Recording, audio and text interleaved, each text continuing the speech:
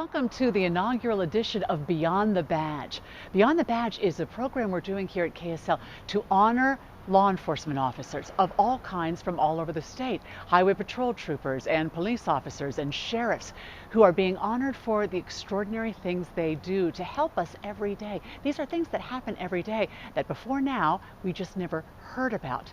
This is the very first show, and we are honoring a highway patrol trooper named Justin Hansen. And here's part of that interview.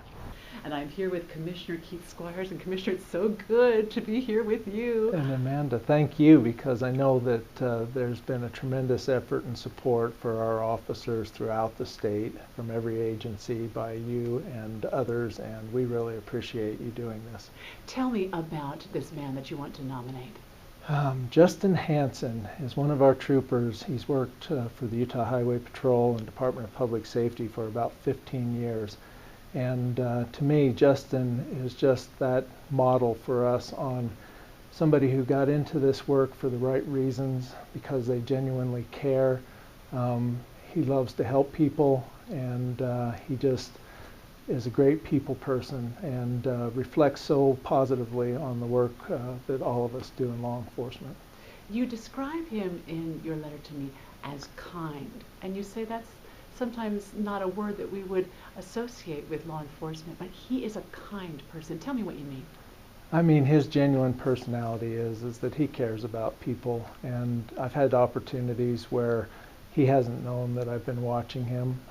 He volunteers a lot, especially for opportunities to inform and educate people on different aspects of safety and how to protect their families.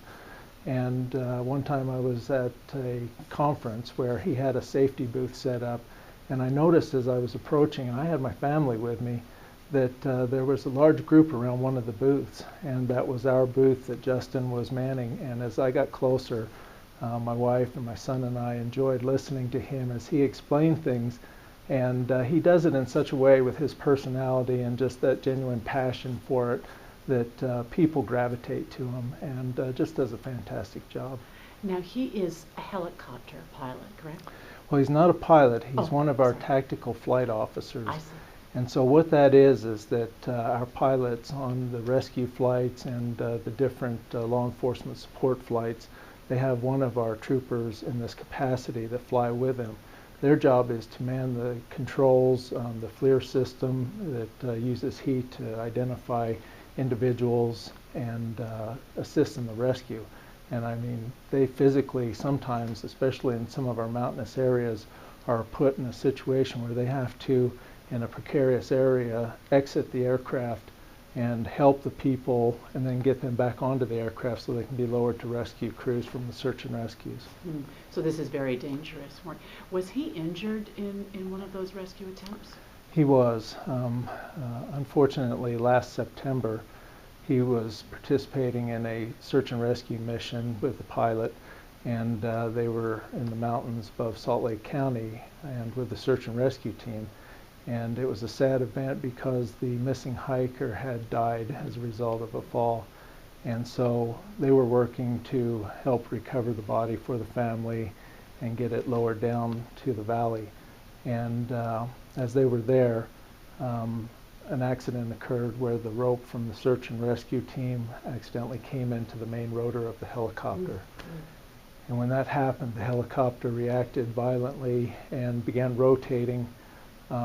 Fortunately, Justin's job was to receive the body onto the helicopter, and he was tethered. But because of what was taking place and the aircraft actually struck the ground after that, he was partially thrown off. The tether helped keep him connected to the helicopter, and he was able to pull himself back in. But he had suffered significant injuries from being hit and knocked around from that incident. And so the good news to this story is that we have a fantastic, our helicopter pilots do a fantastic job. The pilot that night was able to get the aircraft back down to the valley and land it safely, but Justin unfortunately has not returned to work yet. But I've just received encouraging word this week that hopefully his doctors will release him soon. Is it right to say that he contacts you? He stays in contact with you and wants to come back to work? Yes, I've had several opportunities to talk to Justin, but his immediate supervisor advised me that he gets contacted by him at least a couple times a week, and he's adding value to what they are still doing, sharing information, volunteering to do things that he can from his home, but is just very anxious to get back and be a part of this team and helping people. He has, would you describe it, a love for law enforcement? He does. His personality, he's one of those individuals that when you meet him, his smile and just the way that he carries himself just puts you at ease. That's another thing that the pilots have shared with me, is that it's a very tough situation when somebody's being rescued off the mountain. Many times they're injured. They've gone sometimes a long time without food or water, and they're in rough shape. And Justin always puts them at ease and takes the time to calm them and explain to them what's happening, what's going to happen as he gets them onto the aircraft, and even goes to that part that they say they've just seen the people just in that stressful situation relax because of what Justin does. So it's more than just getting him on the plane, hey, we're done. It's caring for another human being.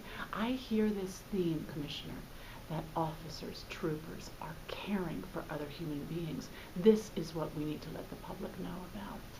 It is, and you know, there's so many stories in my position. I hear of just a fraction of them that come up to me. Stories about how, you know, one of our officers helped somebody who was in need, whether it was money as they were, you know, trying to get food, or people who have been stranded and haven't had the means themselves, that they just pull out their own wallet and help them any way they can. These are the kind of stories that the public never hears about, but I do occasionally, and it makes all the difference in the world. But before I let you go, this trooper, and is it correct to call him a trooper? Yes. Trooper Hansen. He is an exemplary trooper, and you described him as very professional, that he would do things beyond the time limit that he was required to be working, that he was constantly working on his own time. Is that also correct? Yes, Justin, to serve in the way that he does, there's no way that we could ever, you know, provide the means for him to be compensated for every hour. He's had to study. He's volunteered for these assignments, especially the ones that help people and inform people. That's why he's there at the information booth. That's why he's getting called out in the middle of the night, even after he's worked a regular shift that day, to go up on the helicopter on a rescue mission. He's just an individual who, his whole world has been about public service, and we're just very fortunate that he serves with us, and by doing that serves all of the people in Utah. Would you please tell him on behalf of us, and may I speak for his community, that we are grateful for what he's done and grateful for his sacrifice. Please share that with him and his family, and we hope he gets better soon. I definitely will, Yeah. and thank you for this opportunity to share information on Justin. What a great first inaugural honor of our program here on KSL, Beyond the Badge, for Trooper Justin Hansen. Thank you. You can see the full interview about Justin Hansen on ksl.com/badge. And every Monday on KSL News Radio, we'll be honoring a different officer from somewhere around the state of Utah. So make sure you listen every Monday on KSL News Radio to Beyond the Badge.